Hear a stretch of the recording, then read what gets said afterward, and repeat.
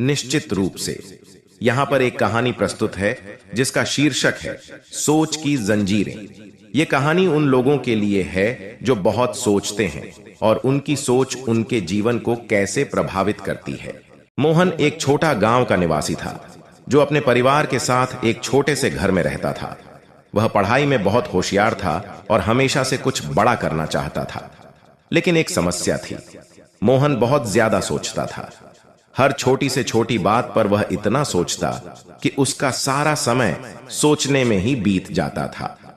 मोहन के दोस्त और परिवार वाले उसे हमेशा समझाते थे कि वह ज्यादा ना सोचे और अपने काम पर ध्यान दे, लेकिन राजेश की आदत नहीं छूटती थी।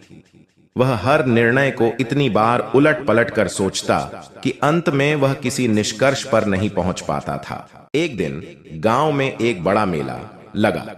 उस मेले में हर साल की तरह इस बार भी एक प्रतियोगिता होने वाली थी। इस प्रतियोगिता में हिस्सा लेने के लिए गांव के सभी लोग उत्साहित थे। प्रतियोगिता का नाम था समस्या समाधान। इसमें हर प्रतिभागी को एक समस्या दी जाती और उसे हल करने के लिए समय दिया जाता।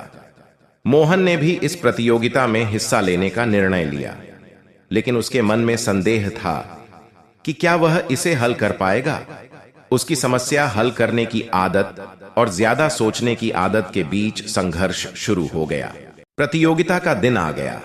राजेश ने अपनी समस्या प्राप्त की और उसे हल करने में जुट गया, लेकिन हर बार की तरह वह बहुत ज्यादा सोचने लगा। उसके मन में विचारों का सैलाब उमड़ पड़ा। क्या यह तरीका सही है? क्या मैं इसे और बेहतर कर सकता हूं? अगर यह गलत हो गया तो? इन सवालों ने उसे जकड़ लिया और वह समस्या का समाधान नहीं कर पा रहा था। उसे देखकर उसके दोस्त रमेश ने उसे समझाने की कोशिश की। राजेश, तुम बहुत ज्यादा सोचते हो। यह तुम्हें आगे बढ़ने नहीं देता।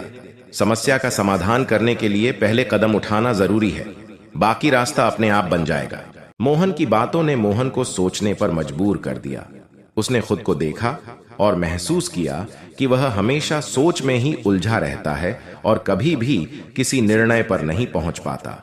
उसने यह भी महसूस किया कि उसकी ज्यादा सोचने की आदत ने उसे कई अवसरों से वंचित कर दिया था। उसने निर्णय लिया कि अब वह अपनी सोच को नियंत्रित करेगा और एक्शन पर ध्यान देगा। उसने अपनी समस्या को दोबारा देखा और सोचना बंद करके तुरंत काम शुरू कर दिया। थोड़े ही समय में उसने समस्या का समाधान ढूंढ लिया और उसे प्रतियोगिता में प्रस्तुत कर दिया। मोहन का समाधान सही था और उसने प्रतियोगिता जीत ली। यह उसके जीवन का टर्निंग पॉइंट था। उसने समझ लिया था कि ज्यादा सोचने से कुछ हासिल नहीं होता। उसने अपनी सोच को दिशा देने का निर्णय लिया और अपने जीवन को एक नई राह पर ले जाने की ठानी।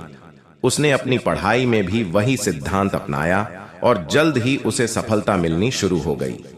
राजेश अब पहले से ज्यादा खुश और संतुष्ट था। उसने अपने दोस्तों और परिवार वालों को भी यह सिखाया कि सोच को नियंत्रित करना कितना जरूरी है। समय बीतता गया और राजेश गांव का एक सफल व्यक्ति बन गया। उसकी कहानी अब सभी के लिए प्रेरणा का स्रोत बन गई। जो लोग बहुत ज्यादा सोचते थे, उन्होंने मोहन से प्रेरणा लेकर अपनी सोच को नियंत्रित करना सीखा और अपने जीवन को बेहतर बनाया। मोहन की कहानी हमें यह सिखाती है कि ज्यादा सोचने से हमारे जीवन में प्रगति रुक जाती है। हमें सोच को नियंत्रित करना सीखना चाहिए और अपने कार्यों पर ध्यान केंद्रित करना चाहिए।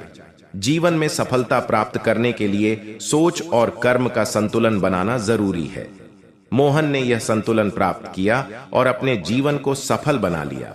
उसकी कहानी हम सभी को प्रेरणा देती है कि हम भी अपने सोचने की आदत को नियंत्रित करें और अपने लक्ष्यों की ओर बढ़ें। मोहन की सफलता ने उसके गांव में एक नई सोच का संचार किया। अब गांव के लोग भी ज्यादा सोचने की आदत से बाहर निकलने की कोशिश करने लगे। उन्होंने मोहन के सिद्धांत को अपनाया और अपने जीवन में सकारात्मक परिवर्तन लाने की ठानी। गांव के बच्चों ने भी इस बदलाव को महसूस किया। वे अब अपनी पढ़ाई और खेल कूद में अधिक ध्यान देने लगे। उनके जीवन में भी एक नई ऊर्जा का संचार हुआ।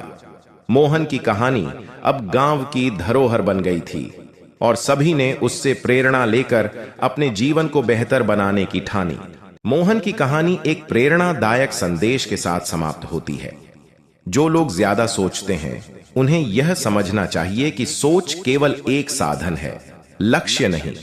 सोच को दिशा दें, कार्य पर ध्यान केंद्रित करें और अपने लक्ष्यों की प्राप्ति के लिए प्रयासरत रहें। सोच की जंजीरों को तोड़कर ही हम अपने जीवन में सफलता प्राप्त कर सकते हैं। मोहन की तरह हमें भी अपनी सोच को नियंत्रित करके अपने जीवन को एक नई दिशा में ले जाना चाहिए। यही कहानी का संदेश है और यही मोहन की जीवन यात्रा की सच्चाई।